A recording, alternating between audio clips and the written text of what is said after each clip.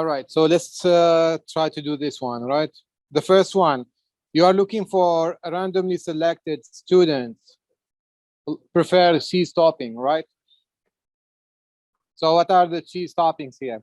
Cheese toppings is this one, so you have 15, 12, 29, and 27, right?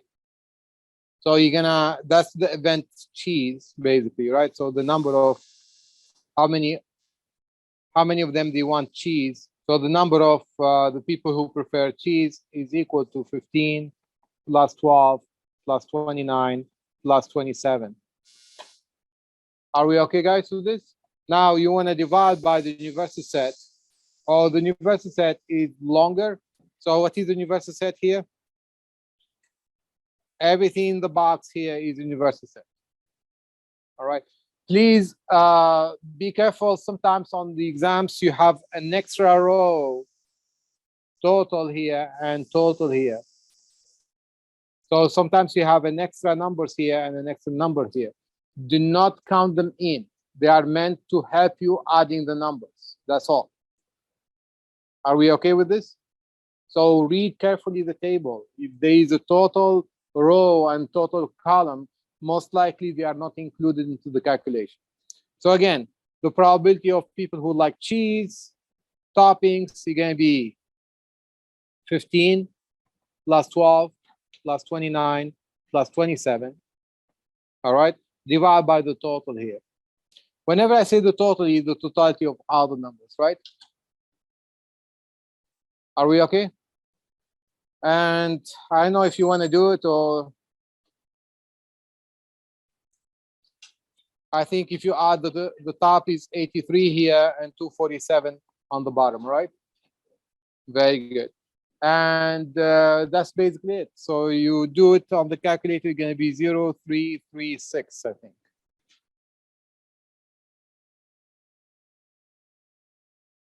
Are we okay? Any question, guys, about this?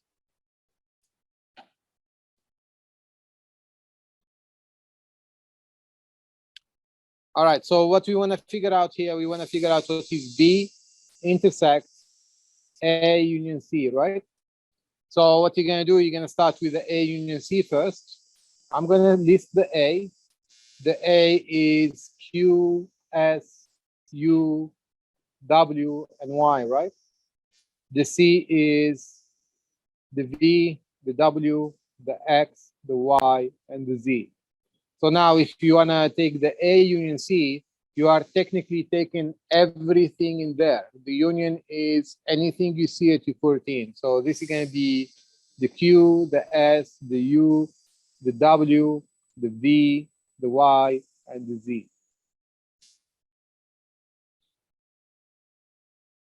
Did I miss something? X? I don't have X. I do have X. Thank you. So I'm missing the X here, so let me add the X. All right, so that's the A union C. Now, the B set, I have it somewhere here. This is it. It's Q, S, Y, and Z.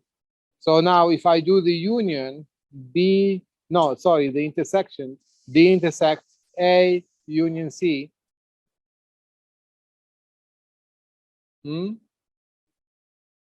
So the intersection, what the meaning of the intersection again? The one in common, right?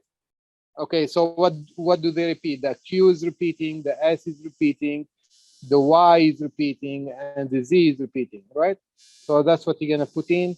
You're gonna be Q, the S, the Y, and the Z. And that's all. That's basically 17.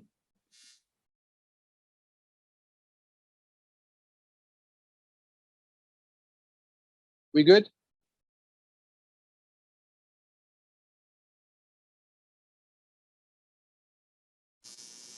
So 18, we want to list the A first. So the A is Q, S, U, W, and Y, right? The B is Q, S, Y, and Z. So now what I want to do A intersect B first. So the intersection again is the common one. So the Q here is in common. The Q is in common, S is in common, and the Y is common, right? Are we okay? So this is going to be Q, comma S, comma W, Y. Now, do I need A intersect B or I need the complementary, right? The A intersect B complementary. So what I'm going to do to get the complementary, I just go back to the universal set. This is my universal set. And technically, I'm going to cross the Q. You see here, Q, I cross it because I have it here. I have the S as well, so I cross the S. I have the Y, so I'm going to cross the Y, right? Whatever remaining, that's going to be my complementary set. So whatever remaining letters,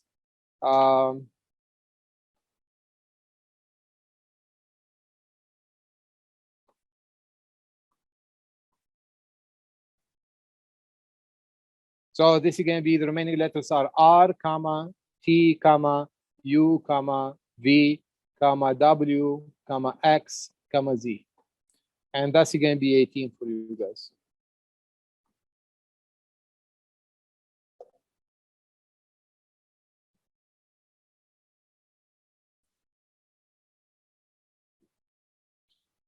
Okay, so for question number 19 here, what we want to do is we want to write the sample space, right? So this experiment here,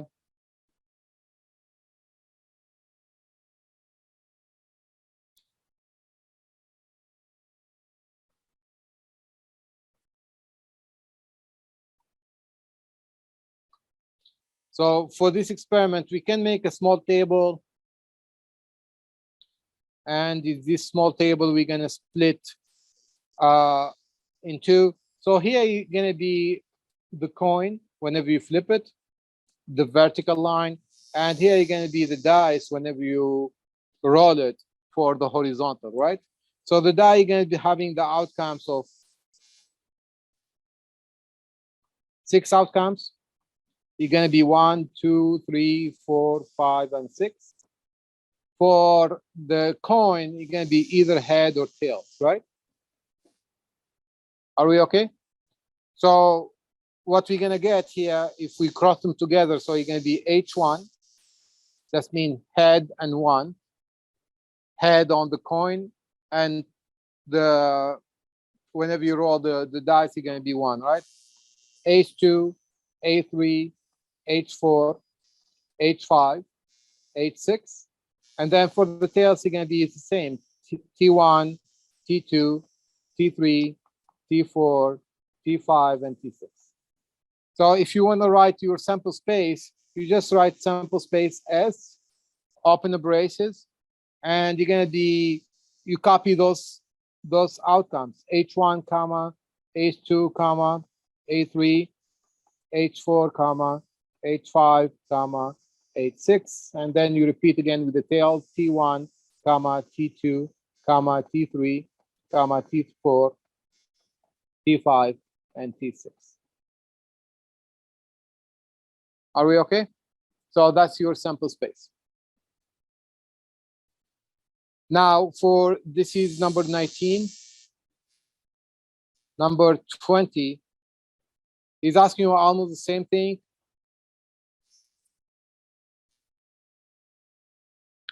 All right, number 20 is asking you exactly the same thing. Is you want to know what is the sample space. So right now, what you have in the box 3 blue cards numbered from 1 to 3, and you have 4 green cards numbered from 1 to 4.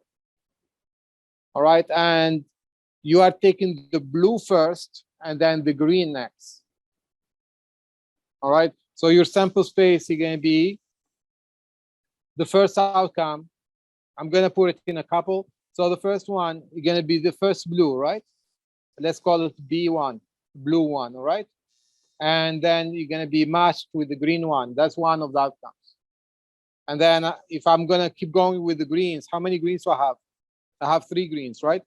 Now 3 blue, and 4 greens. Yeah. 3 blue and 4 green. So what I'm going to do, I can keep going with the blue or I keep going with the greens. It's up to you. So let's do the green first. So B1 fixed and G2, comma, B1 and G3, comma, B1 and G4. So I'm done with the B1s, correct? Now I can go on with the B2s. So what happened if the first cut is B2, blue number 2, and green 1, it could be green 1 or B2 and green 2, or B2 and green 3, or B2 and green 4, right? And then the last one, you're going to be, it could be B3, which is the blue number 3, and comma green 1, blue 3, and green 2, blue 3 and green 4, 3 actually, sorry, and then blue 3 and green 4, and that's it. You close your braces, and that's going to be your sample space again, right?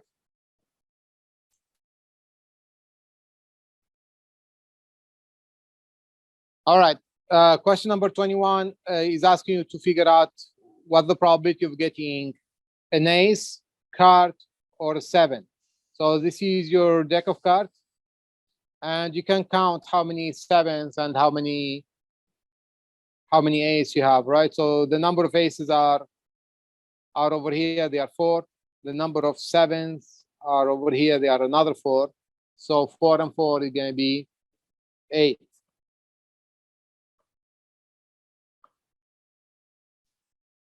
So this is going to be 8 over the overall 52, right? Plug it in the calculator if you don't know how to simplify. This is going to be 2 over 13.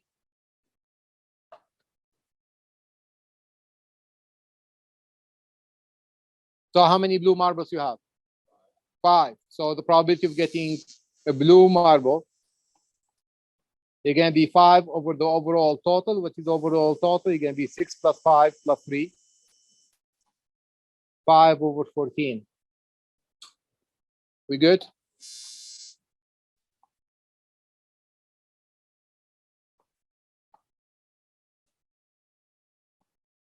All right, the next one.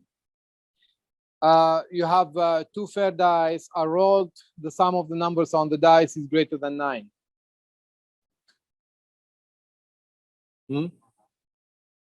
No. All right, so let's see. How do you use this table, by the way? So the way to use it is, if I am looking for the sum greater than 9, so is it 9 included? No, it's not greater or equal, right? So 9 is not included. What's the first number I'm going to start with? 10, 11, 12, right? So the way to use this is, do you see the 10 over here? So the way to get the sum 10 is you have to go diagonally. This diagonal represent the numbers who give you the 10. All right. So, and if I want to get 11, this is going to be the diagonal. So this is the number that I'm looking for. So 4, 6 and 4, 5 and 5, 4 and 6, that's 10. And for 11 is 6 and 5 and 5 and 6. And for 12, we're going to be 6 and 6. How many in total? 6. So they are 6 out of how many? Out of the total 36, which is 1 over 6. All right. And all set. All right. What you want to do is start with 11. And then you're going to go to math. You go to probability. And then you go to permutation, right? NPR. Enter. And you enter 3 and enter. That's going to be 990.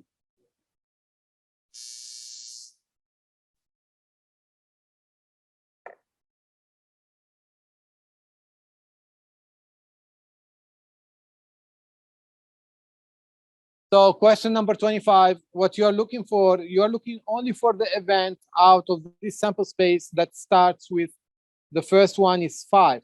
So this is the row of the 5s, if you see it here. All right. So that's the event that you're looking for. So you only have to write down E equals, open a set, and you write down the 5, 1, 5, 2, 5, 3, 5, 4, 5, and 5, 6. And you close the braces, and that's your set. Are we okay, guys, with this?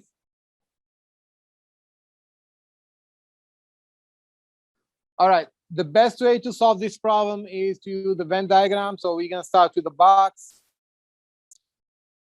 All right, this is my box. And we have how many circles here? 2 circles. Very good. So one circle is for the algebra and another circle for the calculus class, right? So the best way to start is always to start from the intersection, and we have 20 are taking both college algebra and calculus. All right. So 20 going to be inside. And then we can start with the 415 are taking college algebra. So if 415 they are in college algebra, it means they are in here, right? And we have already 20 in there. So you're looking for the remaining part. That's going to be 415 minus 20. That's going to be 395, right? And then we're going to do exactly the same thing with the calculus. So the calculus, they are 235 taking calculus here. So this is the green circle. And we have already 20, as you see. So you're going to take 20 out of the 235. That's going to be 215, right? We good? So now what we are looking for, by the way, we are looking for how many are taking algebra but not calculus. Algebra, not calculus. What is the part of algebra, not calculus? Very good. That will be this part over here, right? So the number that you are looking for, algebra, not calculus, is going to be 395. And you are all set.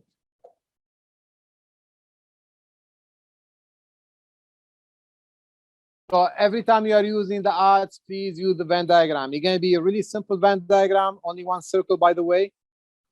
All right. And that circle is going to represent the event. What is the event? The sum is 9, correct? Are we okay with this? So that's going to be the sum 9, all right? So now how many elements are having the sum 9? Either you figure out on your own or either use the table. So if you're going to use the table, we can do the diagonal. And those are the sum 9, right? How many? 4, very good. So 4 of them, they have the sum 9. So now if I want to continue outside of that circle, what's it going to be? How many elements are going to be outside? 32, very good. 32 is basically 36 minus 4, right? Now let's go back to the question. Find the odds in favor of getting 9. So that would be 4 to 32, very good. Usually this is 4 over 32. You can write it this way, right? You have to reduce it. You have to reduce it. The answer is not 4 over 32. The answer, you have to reduce both of them, and this is going to be 1 over 8. Either this one or 1 to 8. So this is your answer, guys.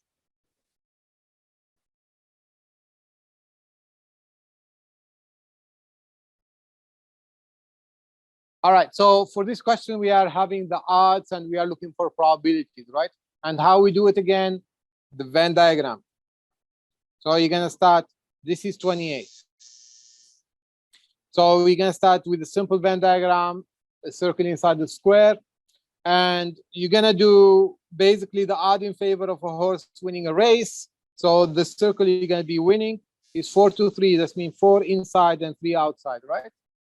Now, what is the probability that the horse will win the race? The probability of winning, what's it going to be? 4 over the total. Very good. So basically, let me write it down this way better. Is the number of winning divided by the number of total number, right? Universal set. So the universal set is a box. That's going to be 4/7. 7 is basically you add 3 and 4.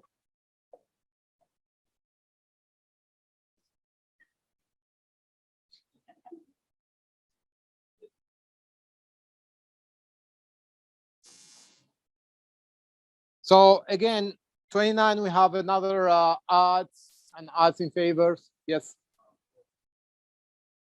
4/9. I think so.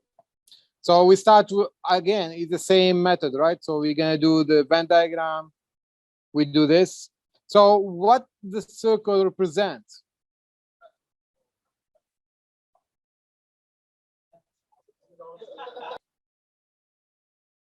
So the odds here for Carl beating his friend. So what do you think the odds of Carl beating his friend? So if Carl beats his friend, is winning or losing? Winning. So the odds of winning is 5 to Carl and 4 to his friend, right? So now, what is the probability they are asking you that Carl will lose? Where is the losing side? If the circle is winning, the losing side it will be outside, right? So the probability of losing is going to be 4 out of the total, right? 4/9. You got it.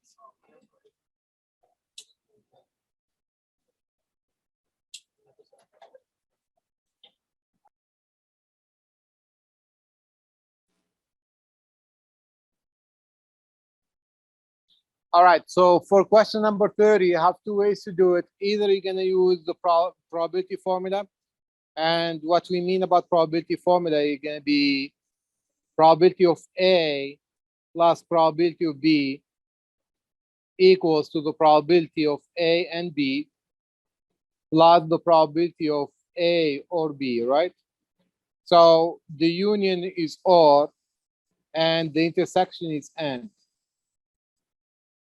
Are we okay? So this is the formula that we're going to be using. So we need to identify what those numbers. So first, about the 6% here. So here is coffee makers. We can have 2 default. Either you're going to have the switch defaultive, or they're going to have a cable default, right? Now, 6% is have either a faulting switch or a faulting defective in the code. So what will be this one? So let's call the switch is S, and let's call the code is C, right? So our formula will become like this: probability of C plus probability of S, that's the switch, equals probability of the cord and the switch, plus the probability of the cord or the switch. All right? And the 0.6 here, the 6%, sorry, is either. So 6% is the OR. This is 6%. Now we go on with the next one, the 1.4%. 1.4% is the switch, right? So this is 1.4. The following one, what's it going to be? The 0.6%, both defective. So both defective will be and. Very good, 0.6%. So you are looking for this number X, what might be, right? So this is simple algebra. So you're going to be 0.6 plus 0.6 plus 6 minus 1.4, and plug it in your calculator, please. That's going to be 5.2%. So the probability of the cable being defaultive is going to be 5.2%, and you're all set. Are we okay? This is the easiest way to do it. There is another way to do it, is the Venn diagram. Do you want to do it or not? No? Good, guys. All right.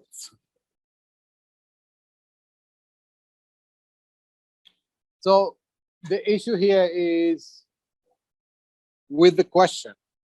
The question is, find the probability of the second card is red. That's a direct question. The direct question is always what they are asking for. So this is the probability of red.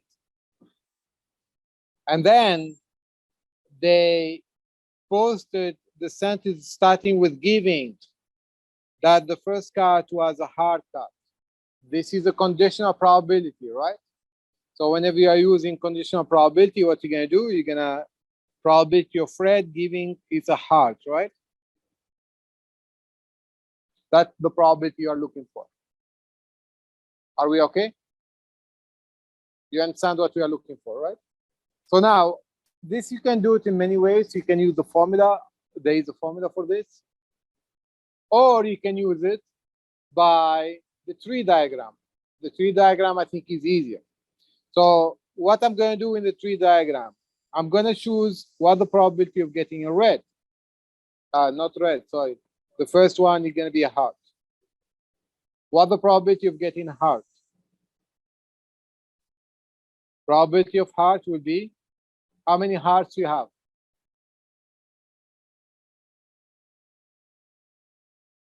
$13 hearts. I thought only one, but anyway, if you have 13, you have 13 hearts. All right. So 13 hearts divided by what? 52. Very good. And then once you selected the heart, you're going to look for red. So this is the probability that we are looking for, by the way, right? So probability of red giving is a heart, the first one. Right now, how many red do you have? Very good, 25. Why? Because the heart is a red card. You took the wear already, right?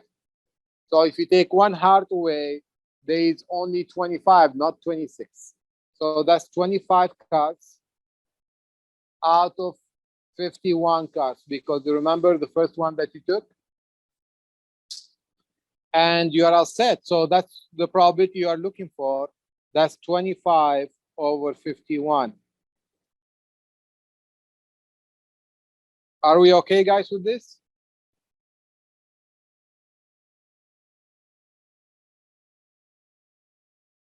All right, 32 is basically you have a salad, one salad. So is one salad, how many type of dressing you have?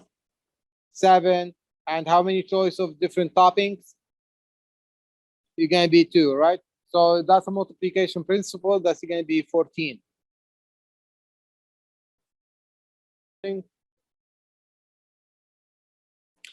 Okay, so why the answer is 10 over 36 here? Because, well, the sample space, basically here, the probability here.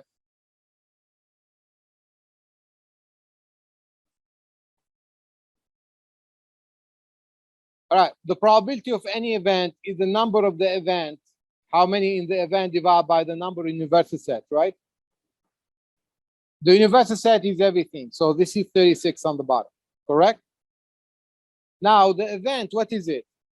I am looking for the sum. The sum is the sum has to be 6. So if I'm looking at the sum 6, that's going to be the diagonal, right? If I go with the diagonal here, this is the sum. This is the sum 36, right? The sum 6, sorry. So the numbers are 5 and 1, 5 and 1, 4 and 2, 3 and 3, 2 and 4, 1 and 5. Are we okay? Now we are looking for the doubles as well. So what are the doubles? If I'm looking for the doubles are 1 and 1, 2 and 2, 3 and 3, 4 and 4, 5 and 5, 6 and 6. Let's put a circle on them. Maybe we can see it better. 1 and 1 here, 2 and 2, 3 and 3 is already encircled, 4 and 4, 5 and 5, 6 and 6. So how many of those are circular? They have a circle on them. If you count them, they are 10 only. Why? Because the 3 and 3 I circled twice. All right? So that's going to be 10 over 36. The probability, whenever you simplify it, is 5 over 18. Very good.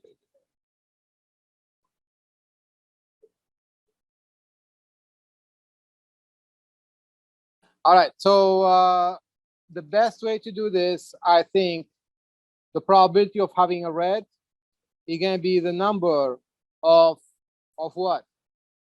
Of the event divided by the universal set, right? Or what is your universal set? Select 2 out of how many? How many out of 8? And that's going to be the number of universal set. It's going to be equals to C82. And the event right now, what is the event? Select 2 out of how many? Select 2 out of 2, right? 2 red out of 2 red, right? Are we okay with this? So if you select 2 out of 2, the number of this event will be C, 2, and 2, right? So this is going to be 1. So who can tell me what is CA2?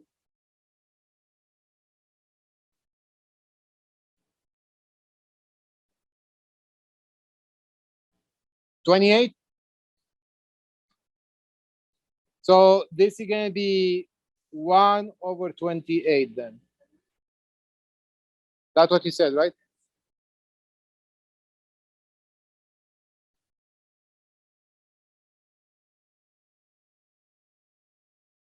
So here what they are asking, the sum of the rows is 4, right? What are the sum for?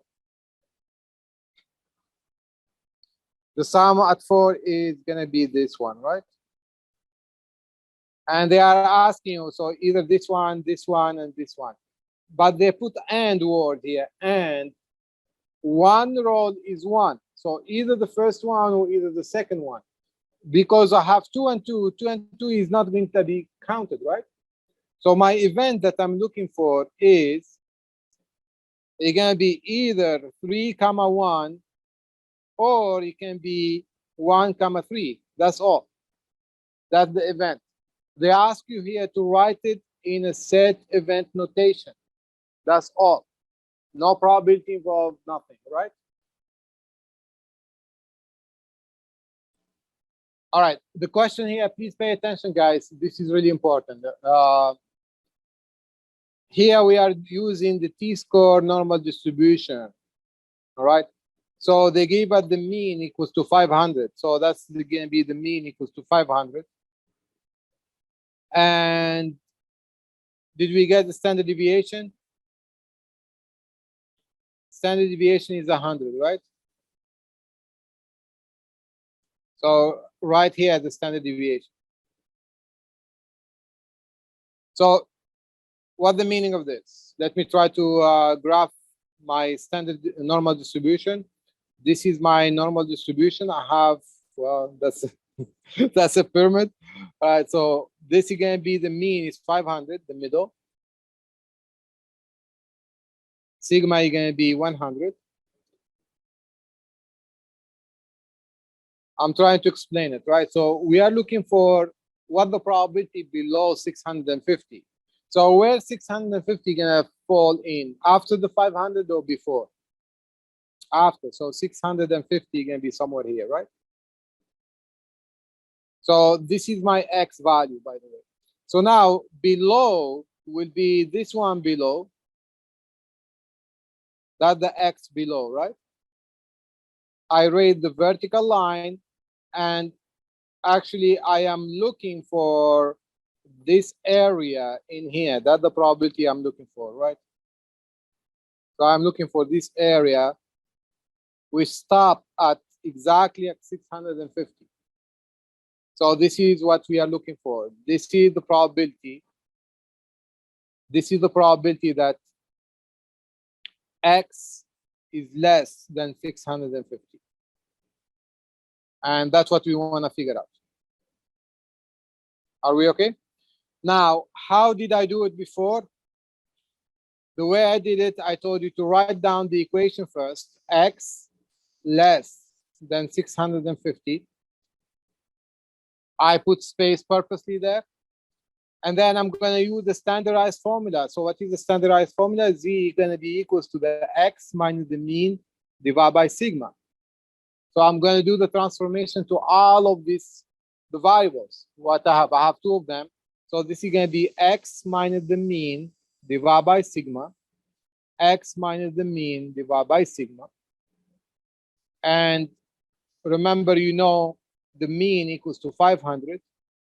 And sigma is going to be 100. So this is going to be the first one. Whenever there is the X, don't plug it in, leave it as it is. However, with the other one that having a numerical application, you want to plug it in right now. It's going to be 650 minus the mean, which is 500, and divide by 100, right? Are we okay? So now what you want to do, you want to keep in mind, that Z is in fact equals to X minus the mean divided by sigma. And that's the standardized formula. And that's exactly the same thing that I have here, right? So instead of writing that expression, right now I'm going to do equals and turn it into Z. And then I do the calculation of 650 minus 500. That's going to be 150. 150 divided by 100 is going to be 1.5. So I am looking for Z less than 1.5. Really, I can draw it as well, but you don't really need, because you know the tail again. So the 0 is over here in the middle.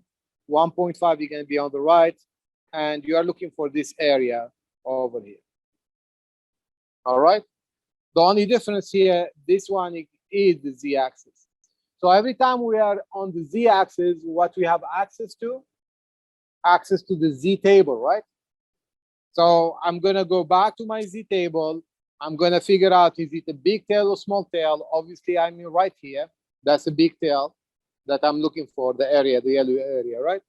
And then I'm going to read 1.5. So 1.5 is going to fall in here, 1.5. 1.5 after the 5, there is a 0, right? So I'm going to be in this column as well, right? So then you're going to cross this with this. And the number that you are looking for is going to be 9332. So this one is going to be 9332. And that is the area in here. That area, it happens to be, is the same area that you were looking for, which is this one as well, 09332. And that should be your answer.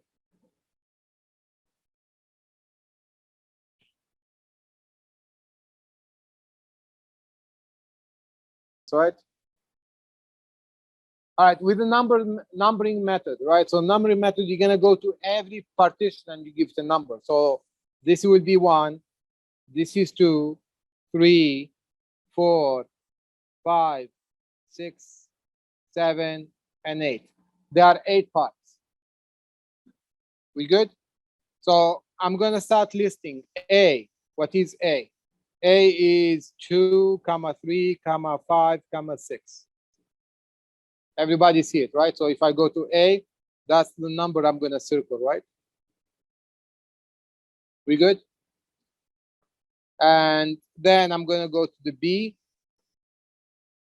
Is 2, 4, 6, 7. Oh, it's 3, right? Thank you. C right now. C going to be the 5, 6, 7, 8. However, I don't need the C. I need C prime. So C prime is going to be any other number, right? That is not in C. So that's going to be 1, 2, 3, and 4. Are we okay with this? Now, if I want to take A intersect B, let's do it step by step. A intersect B. What's it going to be? A intersect B. It's going to be 3 and 6. You can see it here in the graph as well, right? Or you can see it that 3 is repeating here and here, and 6 is repeating here and here. Are we okay? So this is going to be 3 and 6.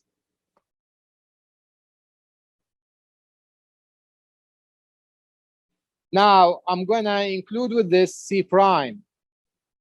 So C prime is going to be 1, 2, 3, and 4. So what is then A intersect B intersect C prime? Do they have anything in common? They have the 3 in common. Very good. So this is going to be just 3. Now our question, actually, I get this one so far. Our question is actually looking for A intersect B intersect C prime and everything prime. So what will be? Everything except 3. Very good. So you're going to be 1, 2, 4, 5, 6, 7, and 8. I skipped the 3, right? And that's basically it. You go back to the graph and shade everything except, you shade everything except the 3. So the 3 is located here, so I'm not shading it. Including the outside, by the way, right? Including everything outside.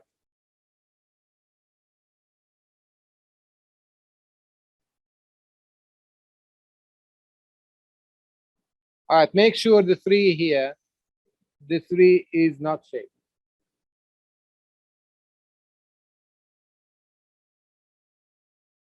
Very good. So the keyword here is a committee, right? Everything we use a committee can be combination, C. So that's a combination 4 out of how many? 12.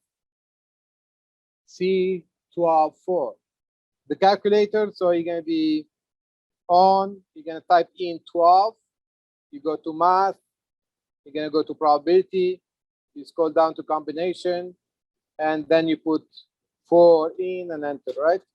That's 495.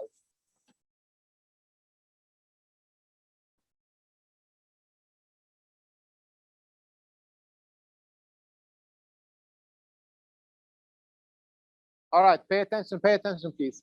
How many digits we have? 4, right? Those are the 4 digits. How many choices do you have for the first one? The first digit can be 3, 4, 5, and that's it, right? How many? 3 of them. Very good. So if, and then the second digit, how many? Only the first one you can choose 3, 4, 5. Do you have any restriction of the second one? No. So they are 10 digits. Do you have any restriction of this one? 10 digits. Do you have any restriction of the third? 10 digits. This is going to be 3,000. However, you have a problem. It cannot end with 000. So how many numbers end with 000? Or what are the numbers that ends with 000 in this case? The 3,000, can it be 3,000? No. 4,000 can be 4,000. Do you remember? The first one, 3 and 000. 4 and 000. 5 and 000. How many numbers? Those are numbers, not how many. 3, right? So these 3, they cannot be, they are counted in here. They are counted within the 3,000, but they cannot be. What I need to do then? Take away 3. How many left? 2997.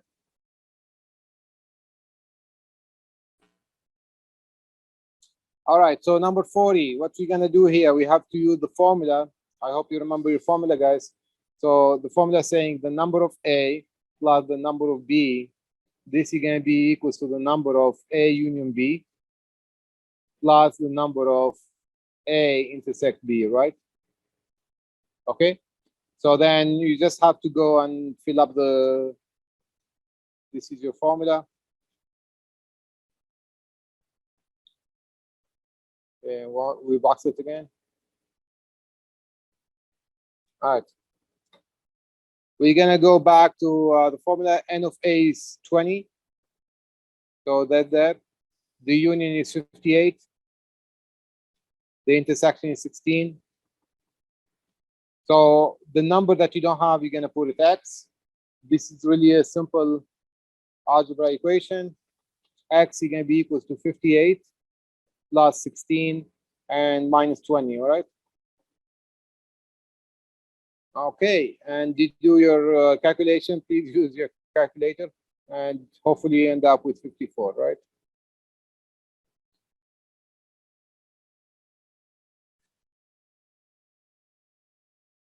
So how can we do this one? It's really simple. You go to your TI-84 or your calculator, whatever you're going to be using. You're going to go to Stat. You're going to go to Edit, Enter, and then fill up this table. So you're going to be 127, and then Enter 196. All right, 246, 272, 338, and 374, and enter. All right, then you're gonna go to the second column and you're gonna put 1. You put the frequencies right now: 4, 4, 5, 2, and 1. All right, so I plugged in the table. So now I'm gonna do the calculation. I'm gonna go to Stat again. I'm gonna go to the calc, which is the next table here, and you keep it in 1 bar, enter. So here you're gonna ask you about the list. The list, make sure it's in L1. You scroll down, it's asking you about the frequency. You have 2 rows. So you're gonna put L2, the frequency. How do you put it in? Is second, and you click on 2. That's, you're gonna type L2 for you. All right, and then click on calculate, and then the answer is 265. So the X bar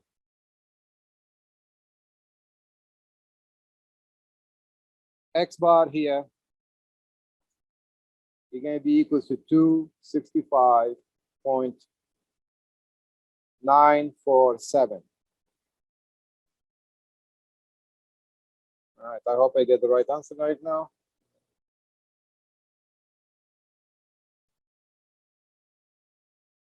All right, question number 42. We want to figure out the mean.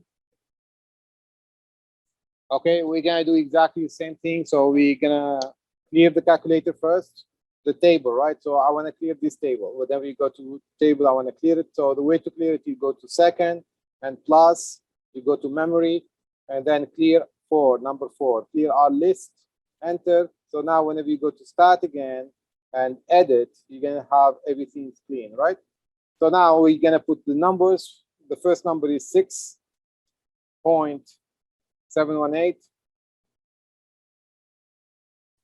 Second number is 1.856. Third point is 10.112. Next is 6.015. Then the last one is 11.979. Are we okay? And you're gonna go to start again, and then calculate 1 bar.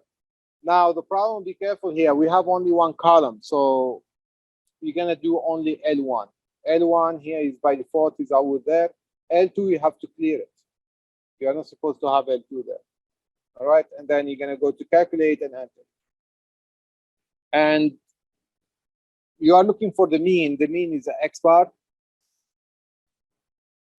So here X bar is gonna be equal to 7.336.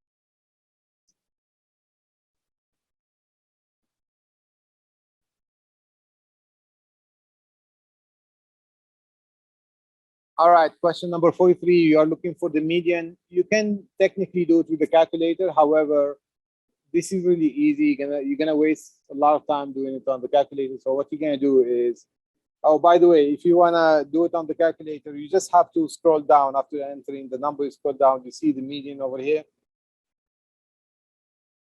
You see on the menu there is MED, right? That's the median. However, the numbers are not the same, right? So the numbers are for 43 is 1, 1, 21, 24, 46, and 50. So the first thing to do is to figure out whether they are in order or not. Please double check they are in order, right? It's really important. Sometimes they flip to a couple of numbers.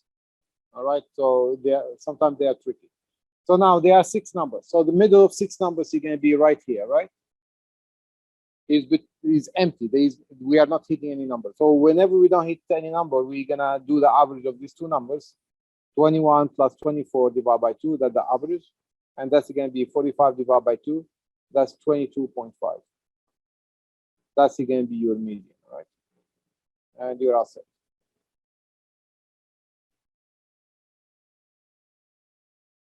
All right, how do you find the mode? Is you figure out which number you're going to repeat the most.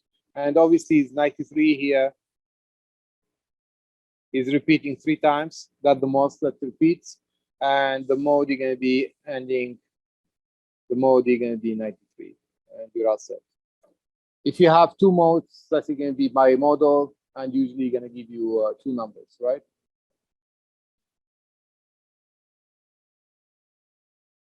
All right, question number 45. We are looking for a standard deviation, and standard deviation here, they are technically they are telling you a sample, right? So sample, whenever they say sample, you are looking for SX, what is equal to on the calculator, right?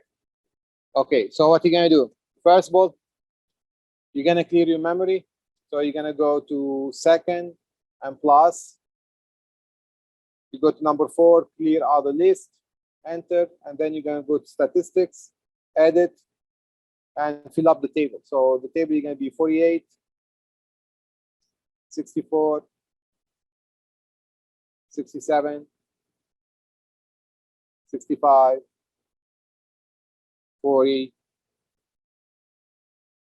72, 25, 52, and 78. Okay, so we get the table done. We're gonna go to start. We're gonna calculate right now. Enter 1 bar. So we have only one list 1. So frequency, skip it, calculate, and enter. So what you're looking for the SX, right? You see the SX is 16.946 or 947. All right, you can round it to 16.95. All right, this is the sample standard deviation.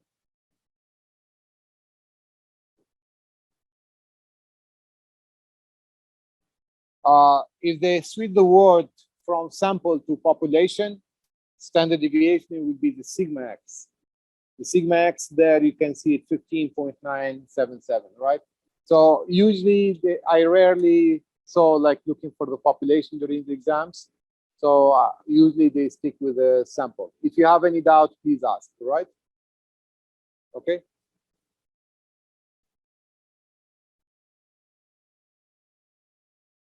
So again, 46, you're gonna do the histogram. We're gonna build it number by number. So what we're gonna do is, I'm gonna use the crosses. Every time I have a number, I do cross. So for example, here, if I have 75, all right, 75 is located over here. I'm gonna put a cross on it, and let's keep going. So 94 over here, 87 right here, 83.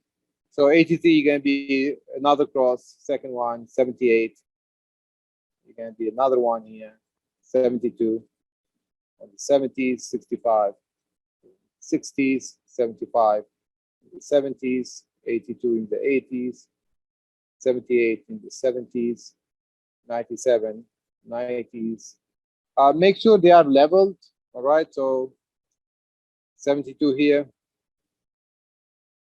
87, 94, 72, 83, 87, 95, 85, 97, and the last one, 69. Are we okay? And then, I mean, it's obvious what you're gonna do. You're gonna do the boxing right now. So because I have two, so make sure you're gonna go to the level 2 here. This is my first box. And then the next one, you're gonna go count them 1, 2, 3, 4, 5, 6, 7. So you're gonna go to 7. So 7 stops here. So I'm gonna do a box at 7. The other one is 7 again. So make sure it's the same level. And then we have 1, 2, 3, 4, 5. So make sure that you are at 5 here. And you're all set. That's your histogram. And usually gonna be like a multiple choice, so you gotta get to the right one, right?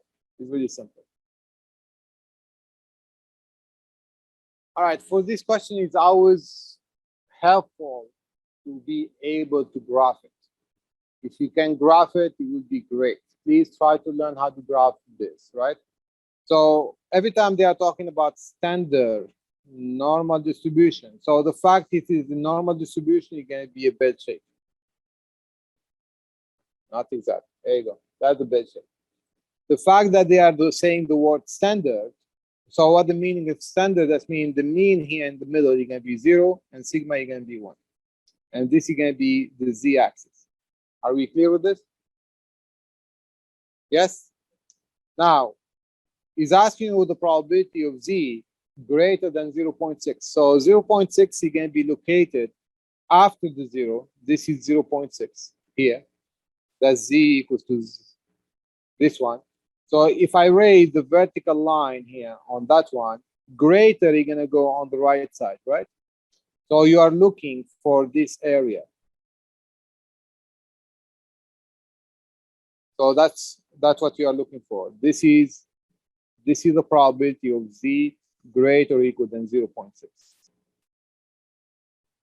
So far, so good? Paying attention, everybody? Yes? Now, how can I read it on the table? Why I'm telling you to graph it? Because I want to figure out whether it is a big tail or small tail. And obviously, it's smaller than the half, right? The half in the middle at 0, right? So if it is smaller than the half, that's going to be a small tail. So what I'm going to do, I'm going to use my z-table. This is provided for you. And as you see, the z-table, you have two parts of the chart. One big tail, obviously, on the right. And on the left, you're going to be a small tail. So you're going to go and read this value, 0.6. Do you notice here all the values? They are all of them negative. Don't worry about the negative sign. Just read 0.6. So 0.6, what the number after 0.6 is 0, right? So you're looking for 0.60, correct? So whenever you read it here, 0.06. So 0.6 is right here. That's too much.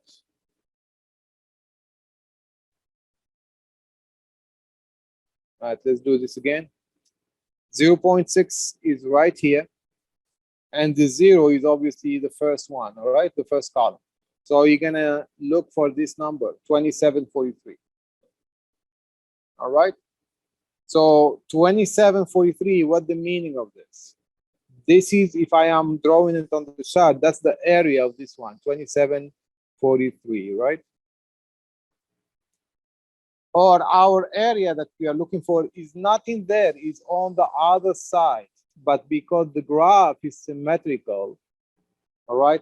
Because the graph is symmetrical, this area on the left and this area on the right, they will be equal to each other.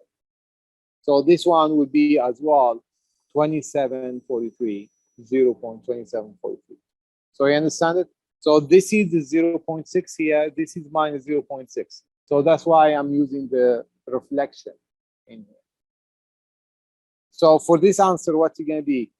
27, 43. For this answer here, that area that you're looking for, you're going to be 27, 43. You got it? The chart, is it provided for you? Yes, it is provided. All right, so you should come with the exam.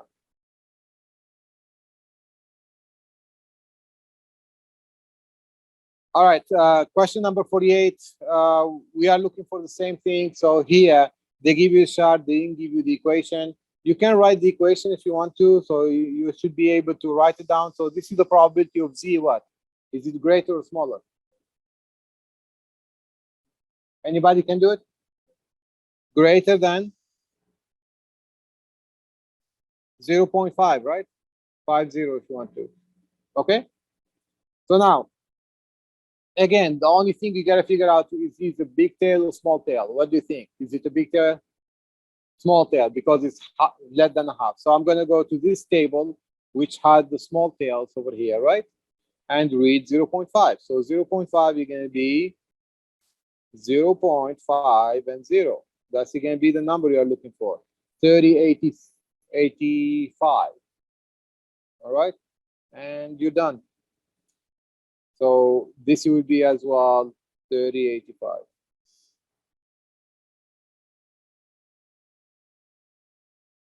Point 30, 85. Okay. So question number 49. How many candies do we have in total? How many are we going to select? 3. So that's your universal set to sample space. The sample space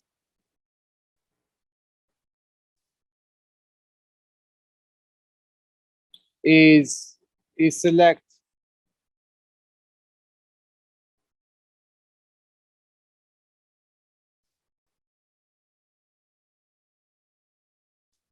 three out of how many? 11, right? Everybody agree on this?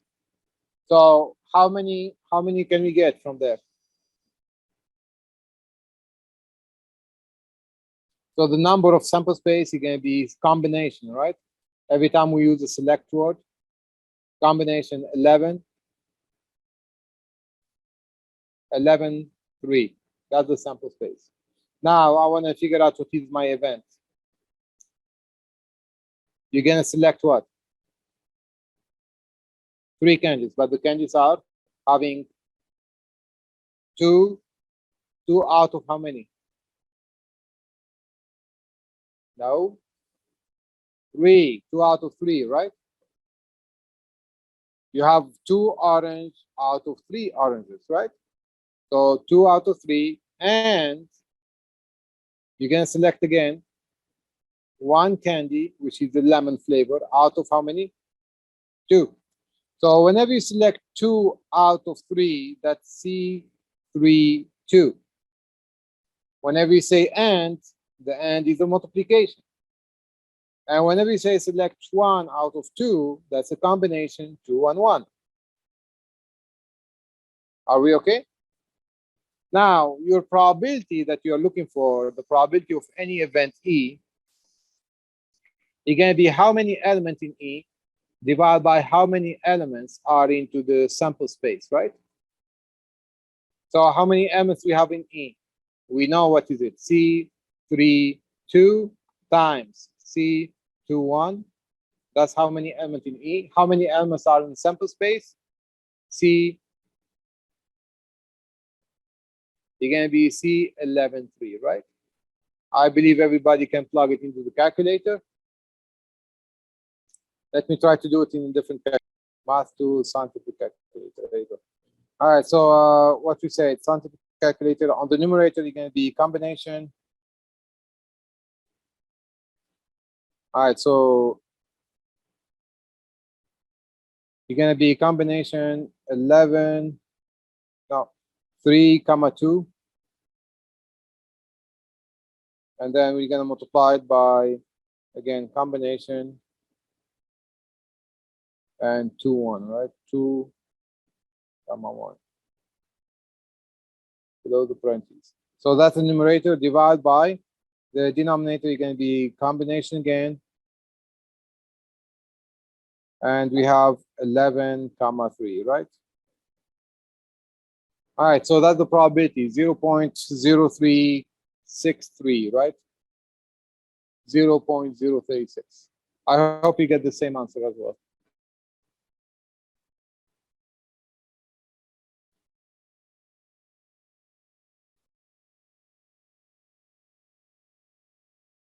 Every time they are asking about the expected value,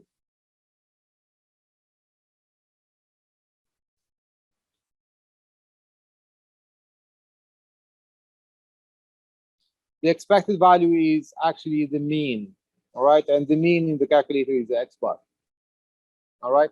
So what you're gonna do, you're gonna use the calculator. So you're gonna go, again, clear the table, second plus, go to number 4, clear other list, and then go to stat.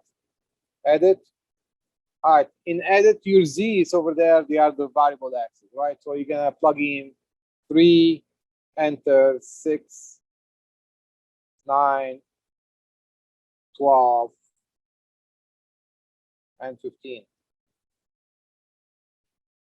And then, yeah, I think I made a mistake here.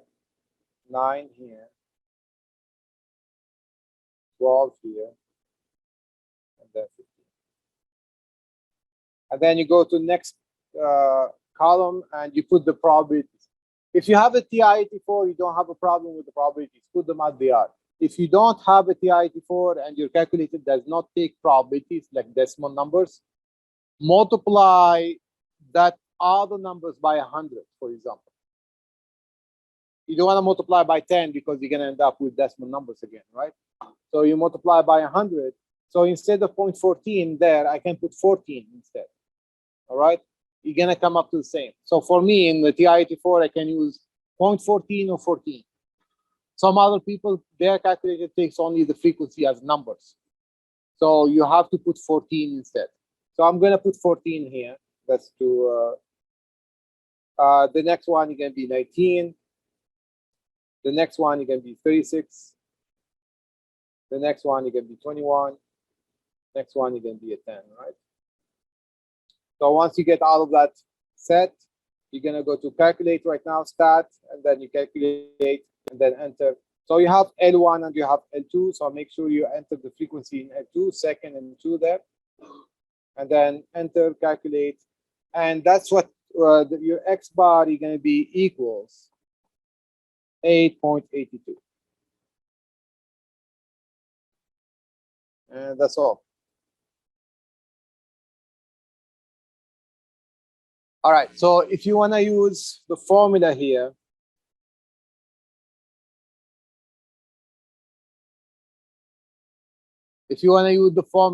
so what's going to happen? Just you have to figure out what the formula first, right? So your formula for the expected value, here, you're going to be always x1 times p1 plus x2 times p2 plus as many as you have, right? Are we okay? So now what happened is it will help if you have a table. So let me put a table here. So I'm going to put the variable x's here and their corresponding probabilities, right? So if you read, you can see here you can make a profit of 32,000, right? So that's your first x. It's a positive 32,000, and the probability is 0.7. And then you could as well make the losses. You lose $15,000, right? So if you lose money, it's not going to count as positive, so you're going to be counted negative, right, against you. All right, so you're going to be negative $15,000. And the probability, corresponding probability, is going to be 0.3. So if I want to apply the formula, this should look like 32,000 times 0.7 plus minus 15,000 times 0.3. And you do the calculation and find it, right? Now, if I want to do it in the TIT4, in TIT4, I have two columns. One is the axis, one is the frequencies, all right?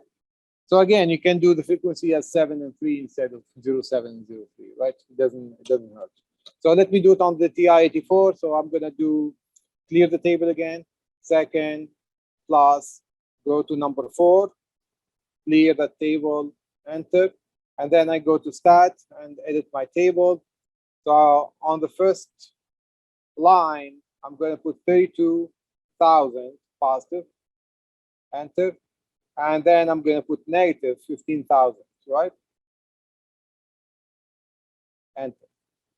Now, on the second line, I'm going to put either probabilities or either frequencies, whatever you want.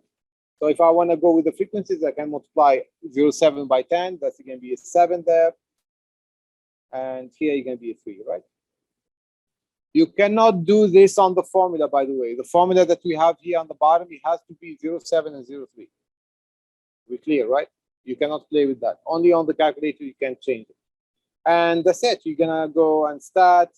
You're gonna go to calculate, enter L1 in the list, frequency L2, calculate, enter, and you're all set.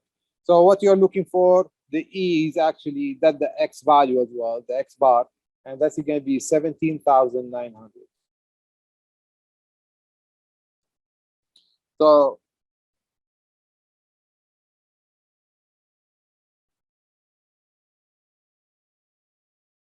52, they are asking you to figure out what is a probability distribution table. So what is the probability distribution, right? So in order to find the probability distribution here, whenever you toss a coin 3 times, you need to figure out what is the sample space. So your sample space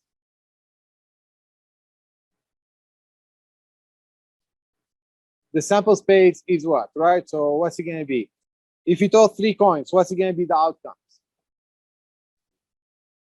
H, H, H, 3 heads. It could be H, T, H. It could be H, H, T, or it could be H, T, T, right? Those are starting with the H. If starts with the T, it could be T, T, T, T, T, H, T, H, T, and T, H, H. Did I get all of them? Yes? So how many in total? 8. Very good. So now this is not my distribution table. In order to get the distribution table,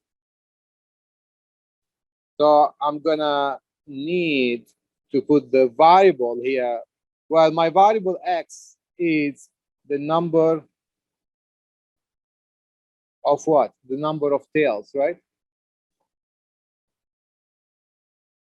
So this is the number of tails, and this is the probability, corresponding probability. So what? How many tails can I get? I could get 0, I could get 1, I could get 2, or I could get 3, right? So how many of them they are 0 tails? Only one of them here, right? So it's 1 out of 8. That's probability. How many of them they are having 1 tail? There are 3 of them. That's 3 over 8. You can go and count, right? How many of them they have 2 tails? 3 again, 3 over 8. How many of them they have 3 tails? 1 of them, 1 out of 8. And this table is your probability distribution table.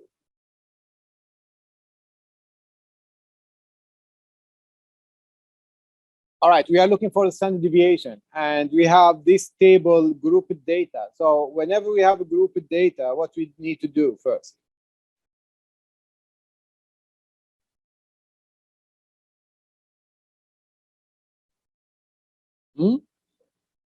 Midpoint, very good. So I need to figure out what the midpoint here, right? I need the representative for all the intervals. So the first midpoint is going to be a 50 plus 59 divided by 2, right? And that's going to give you 54, no, 54, 54.5. The subsequent one Notice here they are 10 and 10 between these two numbers. All right, the upper classes with the lower classes, right? So what I'm going to do, I'm going to add 10 as well to the midpoint here. So the next one is going to be a 64.5.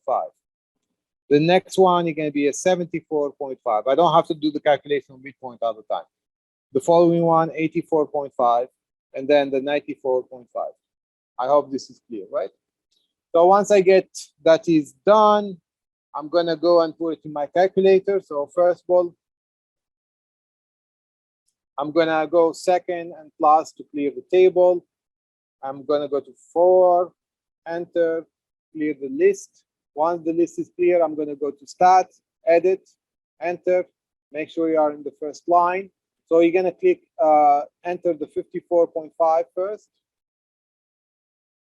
then 64.5, 74.5. Oh, I did the 6. I think I made a mistake here, so let me fix it. It's 64.5.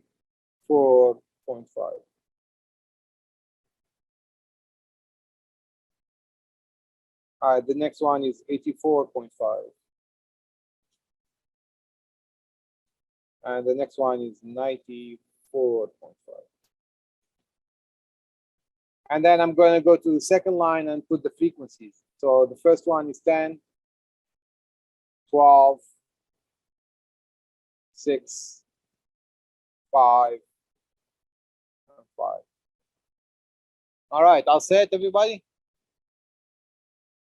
All right, you go to stats, you go to calculate, you're going to go 1 bar, don't change it, the first one, enter.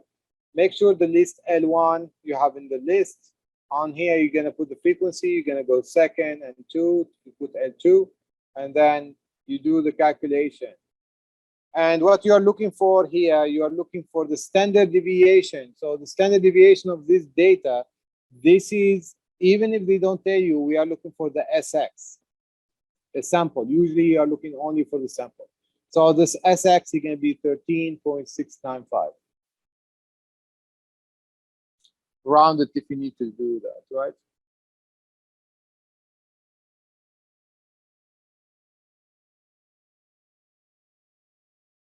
All right, what you need to remember, you need to do your standardized formula. You need to remember your standardized formula, right? So the standardized formula is Z equals to the X minus the mean divided by sigma. We good? So now they are asking for the probability of 2 X between 2 and 6, right? Knowing that the mean is 5 and sigma is 2. So what I'm going to do, I'm going to apply to the 3 terms here the standardized formula. So I'm going to write down P2 here, leave a space, X, leave a space as well, and 6, and leave a space and close it. So for all of them, I'm going to do minus the mean divided by sigma, minus the mean divided by sigma, minus the mean divided by sigma. Are we okay? Well, this is sigma, not 6, right? Sigma.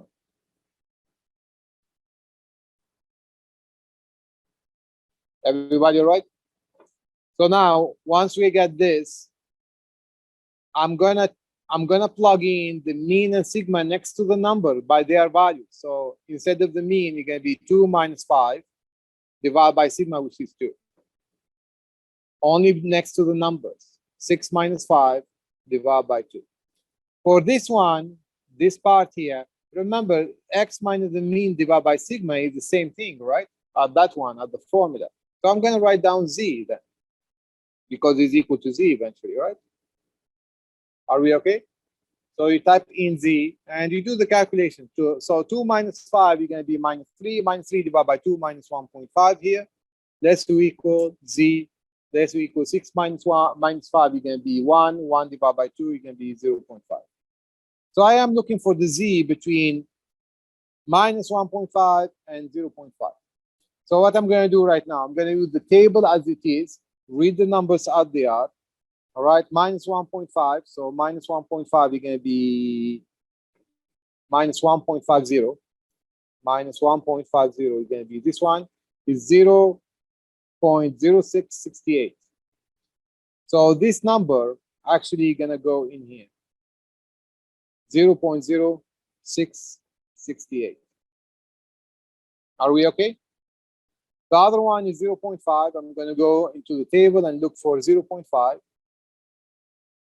So 0.5 is going to be right here, and 0.50 is going to be this one, 6915, right?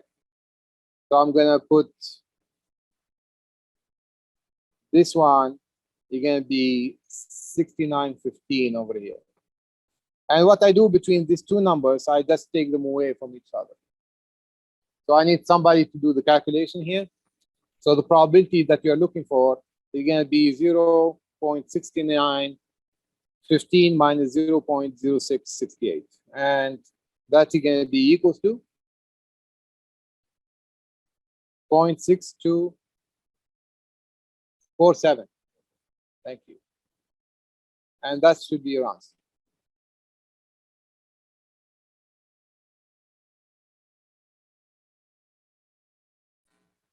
So what you want to know first, you want to know that the mean is equal to 100, standard deviation is 10, right? So they give you already the mean equals to 100, standard deviation is going to be equal to 10. And the question is, they want to figure out a person's IQ is less than 85 and greater than 100. So what you're looking for the probability of X, strict inequality actually. X is between 85 and 100, right? 110.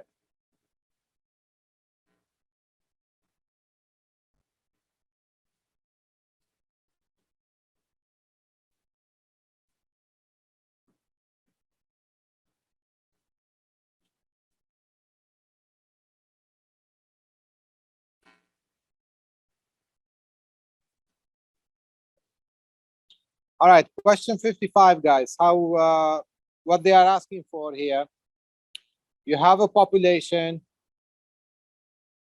normally distributed, that means the bell shape. You have the mean equals to 100, that's your mean, equals to 100. Standard deviation is 10. Sigma is going to be 10. And what you want to do is you want to figure out find the probability that the person IQs is between 85 and 110, right? So this is what you are looking for. Probability of the IQ, well, we can call it X, is between, well, let's take the equal sign away, is between 85 and 110.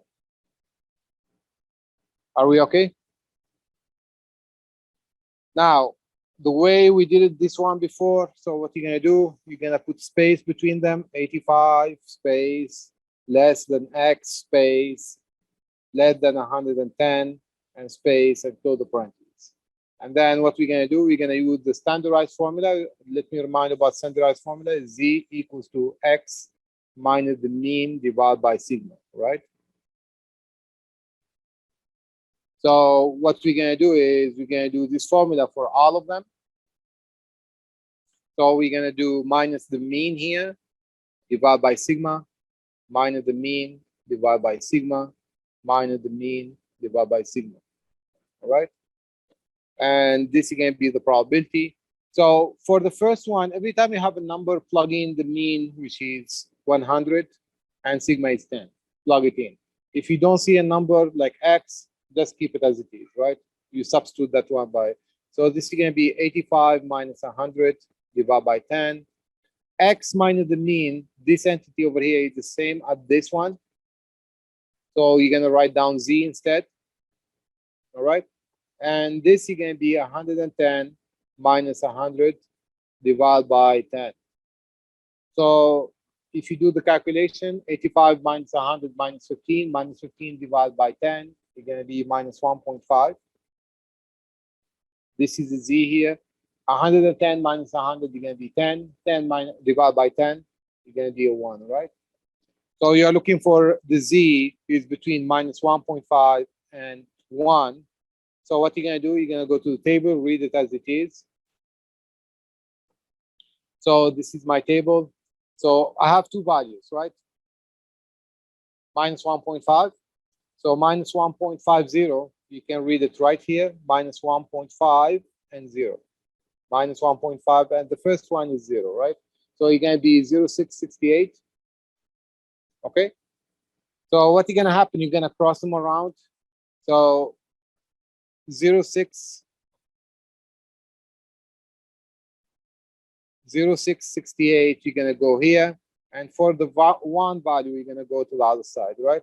So I'm going to read the 1 right now. The 1 is positive, so I'm going to read it. Oh, you want to see that, right? There you go. So the 1 is positive. I'm going to see it. I'm going to read it here, 1.0. All right, 1.0, and you can see it right here. It's 8413. All right, so let's go back.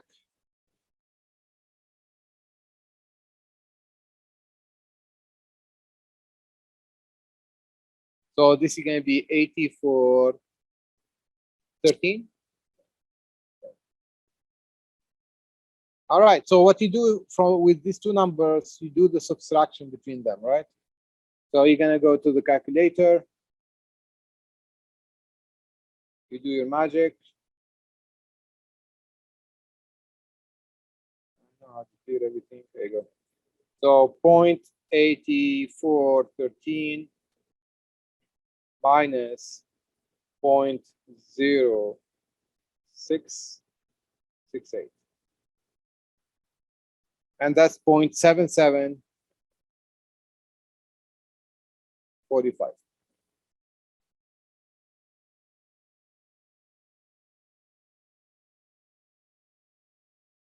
So the question here, the mistake that I did here is the question I read it wrong. What they are looking for is less than 85. So X is less than 85 or greater than 110. So 110 and greater, right? So if I do this,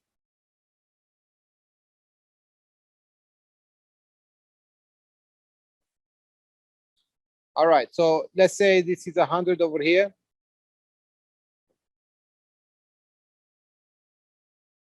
110 here and 85 in here, right? Are we okay? So what they are looking for, they are looking actually for this part. They are looking for this part less than 85, and they are looking for this part here greater than 110. So these two parts that we are looking for are complementary of this part whatever inside. I know what it is. All right. It's complementary of this part, right? Or that part that we just did right now is equal to 0.7745. Again, this is the part 7745. Are we okay?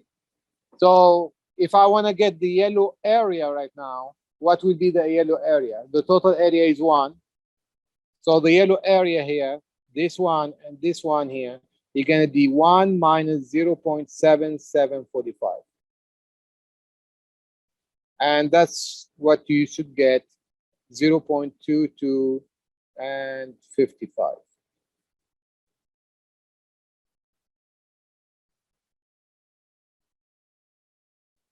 All right, so problem is fixed.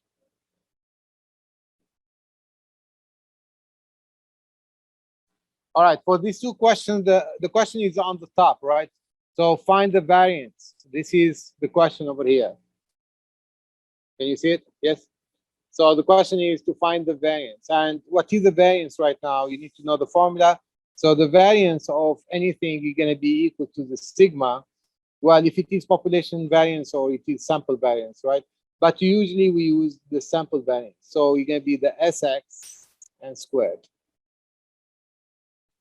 So either you have this formula or either the equivalent formula to this, the Sx is going to be the square root of the variance.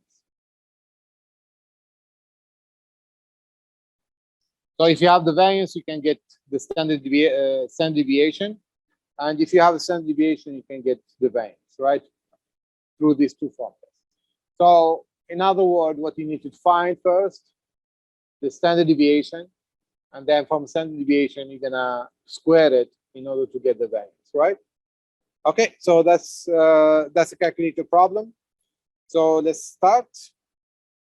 The first part here is to clear the memory or the list. Go to second, you go to plus, you go to number 4, clear the list, enter, enter. So then you're gonna go to stat.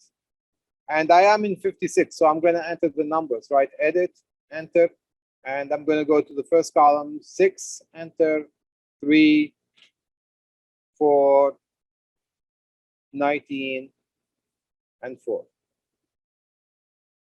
Are we okay? So once you put them there, you're going to go to stat again. You're going to calculate right now one variant, right? Make sure the list is in L1. And make sure that the frequency is cleared. There is no frequency in there, right? And then you're gonna go enter, calculate this, and do the number that you're looking for is Sx. So for 56 here, Sx is equal to 6.6858, right? I took as many digits as I can. So now I don't want that. I want the variance. What the variance is going to be? It's going to be the square of this, right? And you just go and plug it into the calculator. So 6.6858, and then you square it and enter. And that's going to give you 44.6999. Well, you can round it to 44.7, right?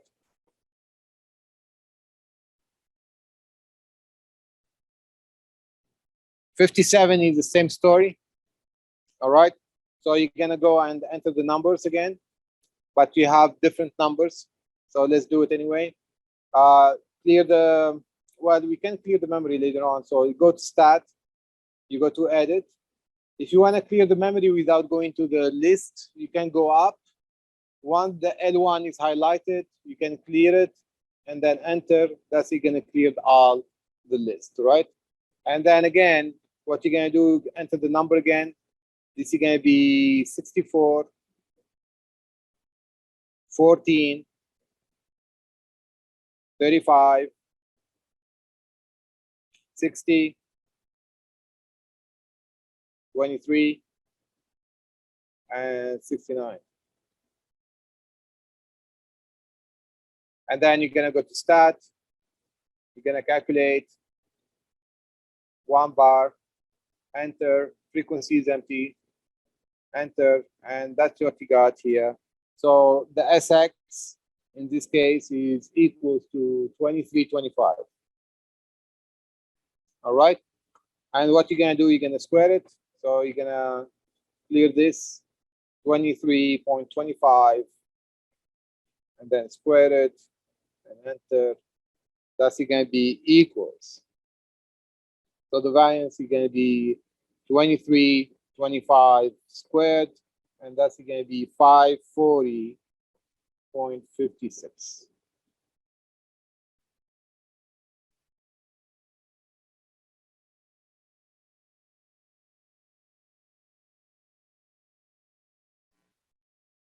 All right, the formula you're going to be using is the standardized formula, which is Z equals to X minus the mean divided by the standard deviation, sigma. This is your formula you're going to be using, right? So what we are looking for here, we are looking for the probability of X is between 21 and 27, right? And we're going to do exactly the same thing. So we're going to do minus the mean, divide by sigma to all of them.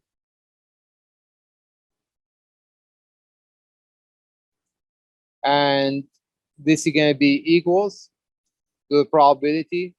So for this one, remember that the mean is 25 and standard deviation is 2. So you're going to plug them next to the number. So this is going to be 21 minus 25 divided by 2. This in the middle, you're going to be converted to z. The other one, you're going to be 27 minus 25 divided by 2. So this is the probability. 21 minus 25, you're going to be minus 4. Minus 4 divided by 2, you're going to be minus 2. The z in the middle, 27 minus 25, you're going to be 2. 2 divided by 2, you're going to be 1, right? So you are looking for the probability of z between minus 2 and 1. You're going to read it on the table directly. So for minus 2, minus 2.0,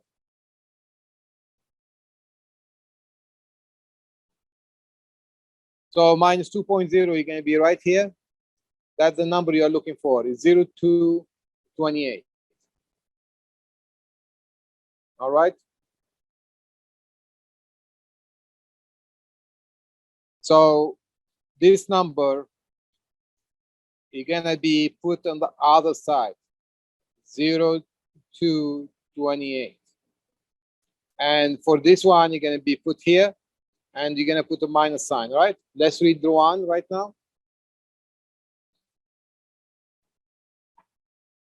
So for one, you're going to be 1.0, will be 0, 0, right? And that's going to be 8413. Everybody okay with the 8413? Yeah? So we're going to go back, and we're going to plug it in here, 0.8413.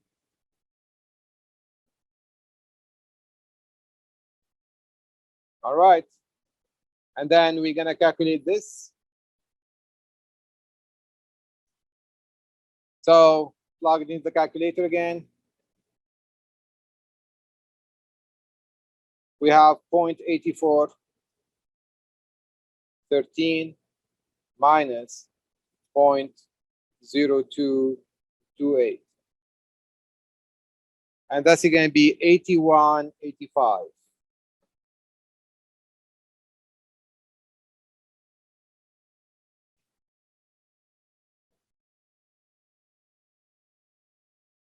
So the sum of numbers greater than 10.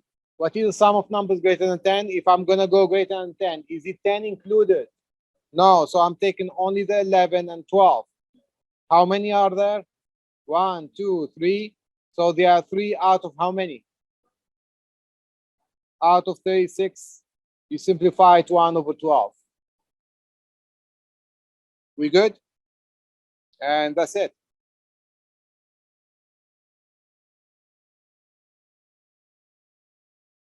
$60.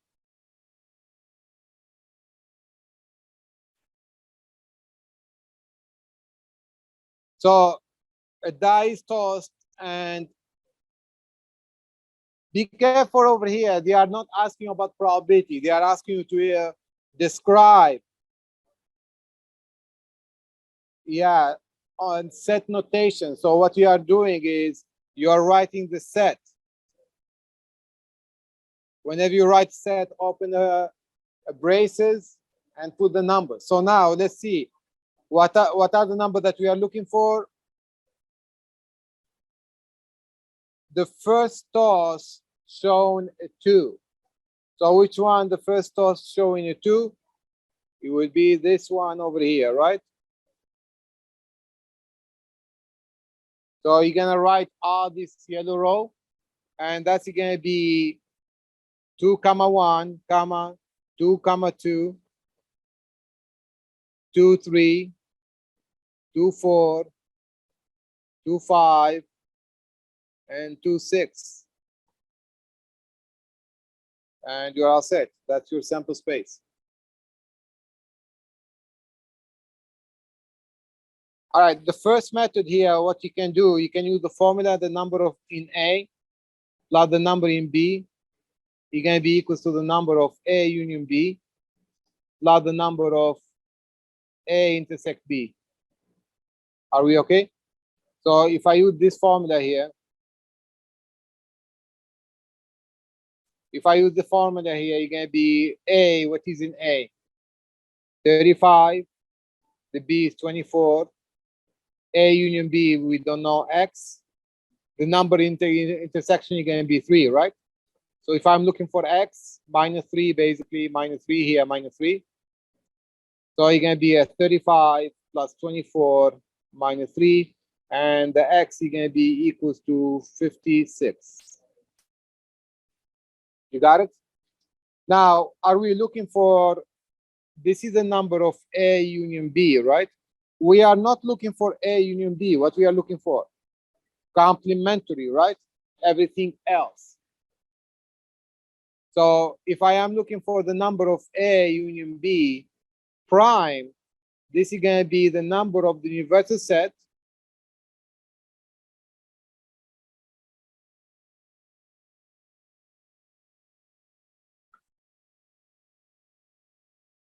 so this is going to be the number of the universal set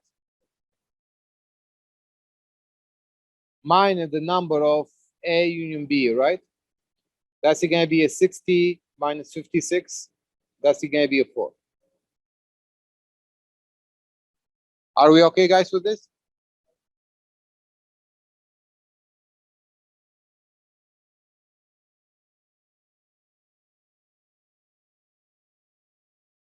All right, that's what the first method. The second method, what you could do, you could have done the Venn diagram.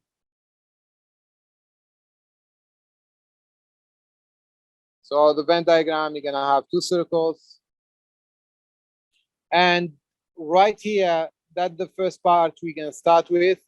You have the intersection in 3, right? So that's gonna be in here 3. This is the A, this is the B.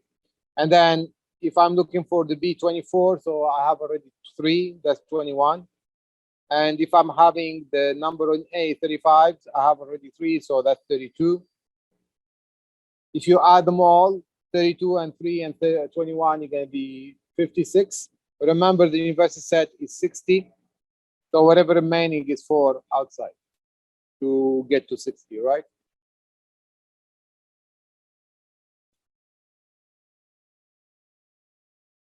Okay, one way to do this one is to give the numbers here, 1, 2, 3, and 4, right? So I am looking for A union B, union A union B prime.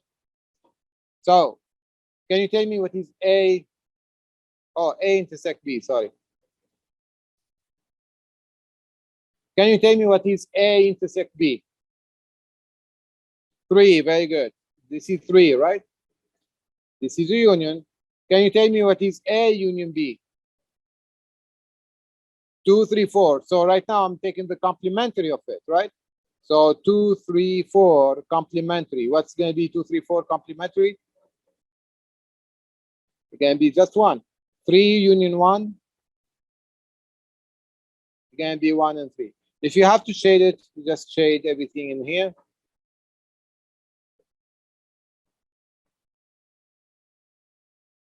So that's the 1. All right. And you want to shade the 3 as well. So whatever is in here.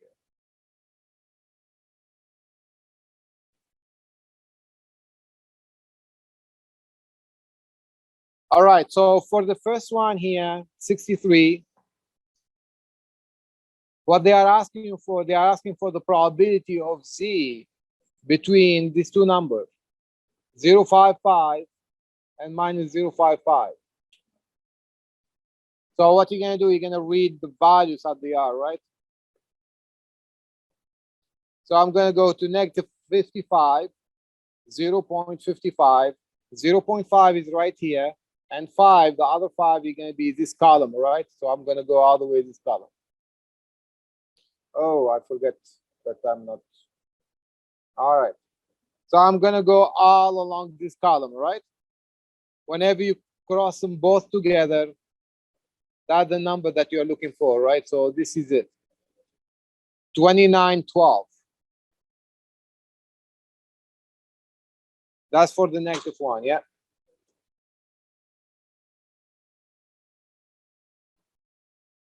So this one,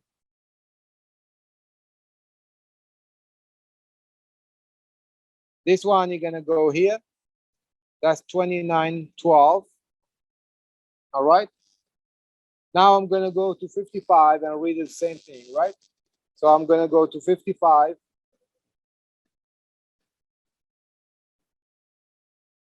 All right, 055 is right here, 05.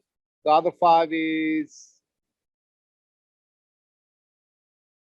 you're gonna be this number, right? So that's 7088.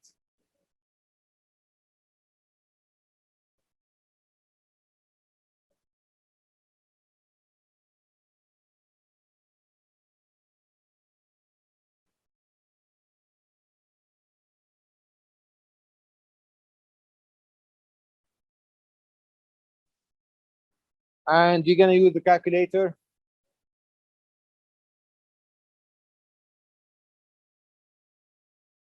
So 7088 minus 0.2912.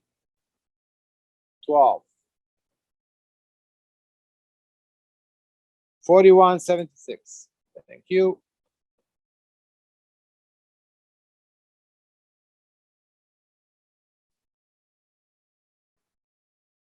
All right, 64, the same thing. So you're looking for the probability of Z between minus 2.41 and 0.0, right? So you're gonna read 2.41.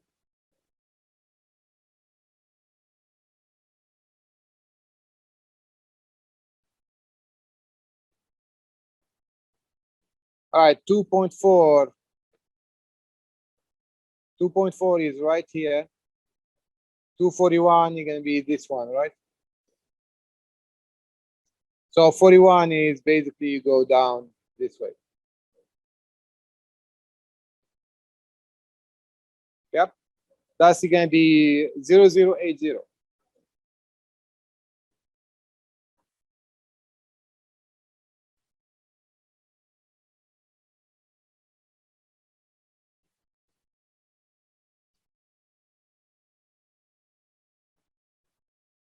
And that is gonna be from the other side, right? Anybody can tell me what the value of 0?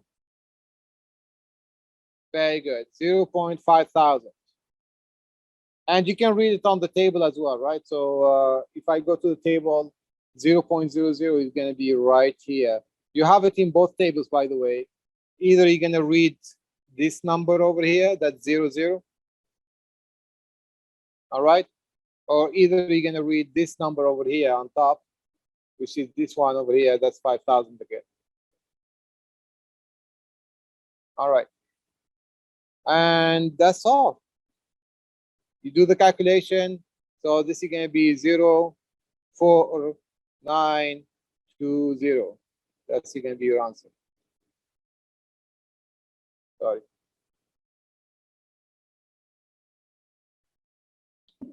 All right.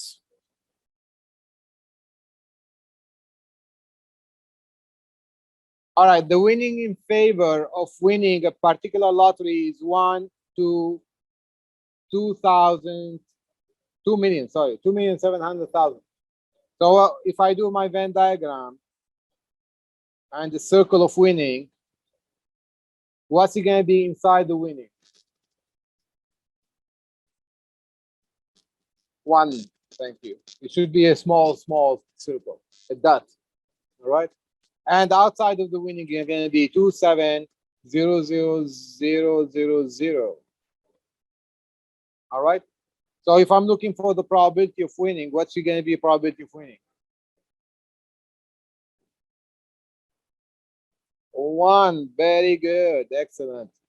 So 2,700,001, because that's the total number of everybody. All right. And yeah, I mean, that's good luck. If you're going to plug it in, you're going to be a 0, obviously, right? 0.00 something.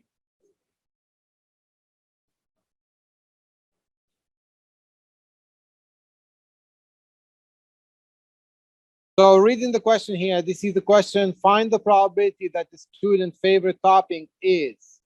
So this is the the direct question. So this is the probability of meat.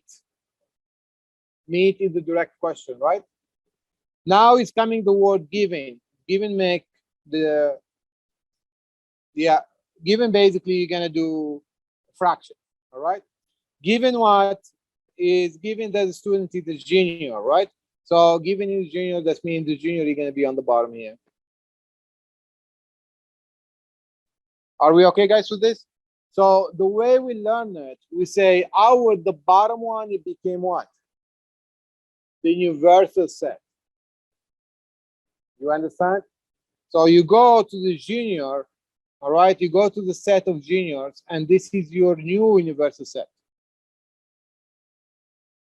You got it? From, that's going to be on the bottom, 19 plus 14 plus 28. That's your universal set. And from that universal set, how many of them they prefer meat? We have only 14 of them, they prefer meat. And that's going to be on the top then. All right, this is every time you have a table, right? And that's all. That's all it needs to do. So that's you do it in the calculator.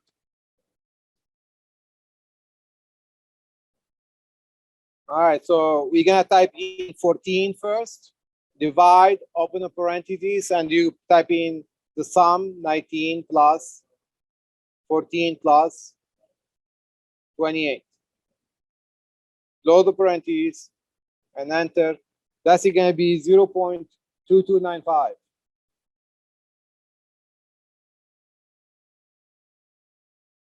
And you can round it as required later on, right?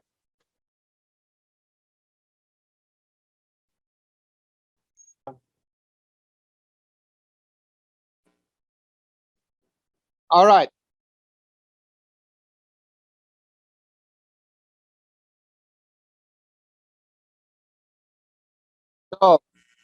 So what happened here, the sample space here, the sample space I'm looking for, if I had a coin and flip it only once, I will get either head or tails, all right? If I flip it 20 times, this is gonna be to the 20th, 20 times. Head and tails times head and tails, 2 times, that's squared, times head and tails. So how many head and tails do you have there? Head and tails, it shows 2 choices, right?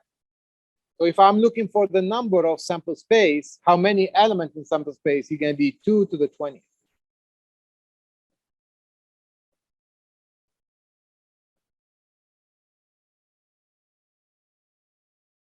That's huge number. 2 to the 20th is huge number. That's going to be your denominator, right? That's how the universal set. Okay with this? So now what you want to do is you will show 12 tails. So how can you do that?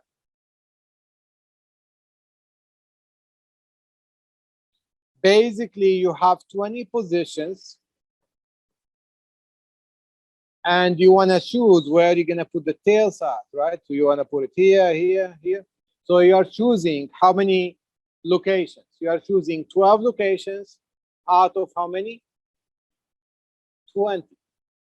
So the probability that you are looking for is going to be equal to choosing from 20. You are choosing 12 locations to put the tails, and then from the remaining 8, you're going to choose 8 to put the heads. We can ignore that part.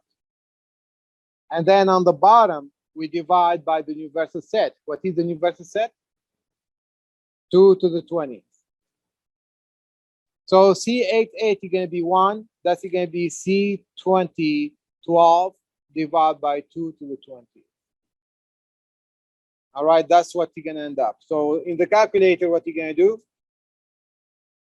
You're going to do 20 You're going to go to math, probability, you go to combination, enter, you're going to put 12, enter, and that number, you're going to divide it by 2 exponents 20. Are we okay? And that is the probability you're looking for. The probability would be equals to 0.1201, whatever. You got it?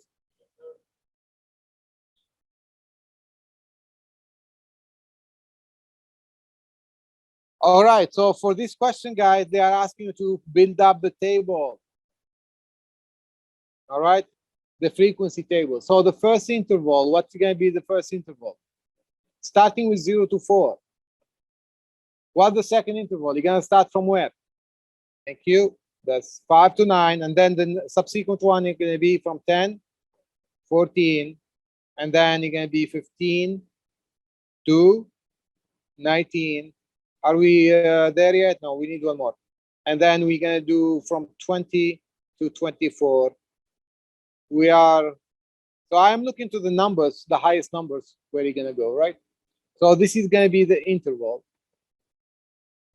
And this is going to be the frequency. And we are supposed to build the table only, right? So from 0 to 4, how many they are from 0 to 4? So this is 1, 2, that's 2, right?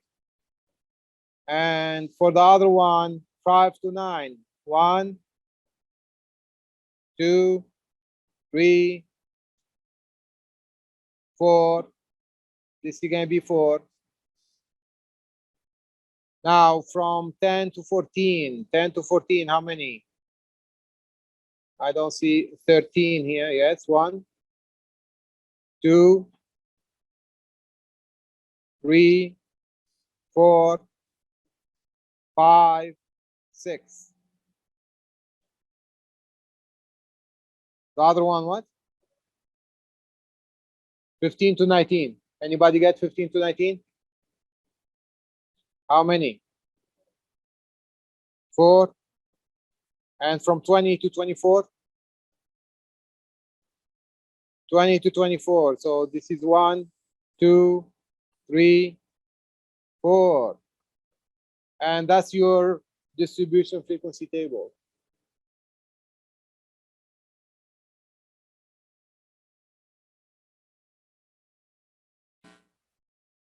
Okay.